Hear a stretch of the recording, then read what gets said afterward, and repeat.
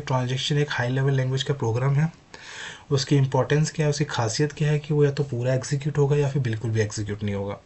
दूसरा, उसको पहचानेंगे कैसे, वो बिगिन ट्रांजैक्शन और एंड ट्रांजैक्शन से हम जो दो सिस्टम कॉल होती है उससे पहचानेंगे। जब प्रोग्राम के अंदर जहाँ पे बिगिन और एंड ट्रांजैक्शन लिखा होगा समझ लेना कि वो ट्रांजैक्शन है, और उसके अंदर जो कोड लिखा होता है उसको पूरे को हम सिंगल ट्रांजैक्शन बोलते हैं।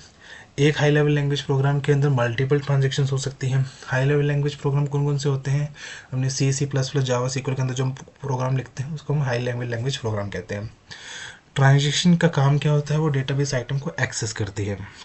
डेटाबेस आइटम क्या होती है, डेटाबेस आइटम आपकी जो टेबल है उसका जो सेल होता है वो हो सकती है, आपको पूरी टपल हो सकती है, पूरा आपका जो इंटायर टेबल है वो हो सकता है, मल्टीपल टेबल हो सकते हैं।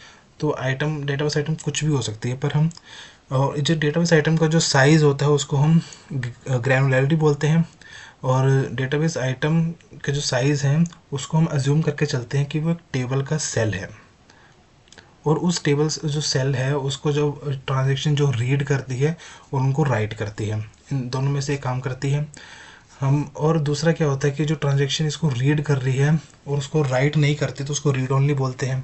तो ये बेसिक बेसिक टर्म्स थी जो आपको समझना जरूरी था ट्रांजैक्शन के बारे में। अब हम रीड और राइट ऑपरेशन जो होते हैं ट्रांजैक्शन के अंदर उसको इन डेप्थ में नेक्स्ट लेसन में, नेक्स्ट लेक्चर में पढ़ेंगे। और आप मुझे बताइएगा आपको ये इंट्रोडक्शन ट्रांजैक्शन कैसा लगा, अपना फीडबैक जरूर दीजिएगा। आपको कुछ भी डाउट है, कुछ भी क्वेश्चन है तो आप मुझे सीधा कमेंट कर सकते हैं, मैं आपको जरूर उसका सोल्यूशन प्रोवाइड करूँगा। Thank you.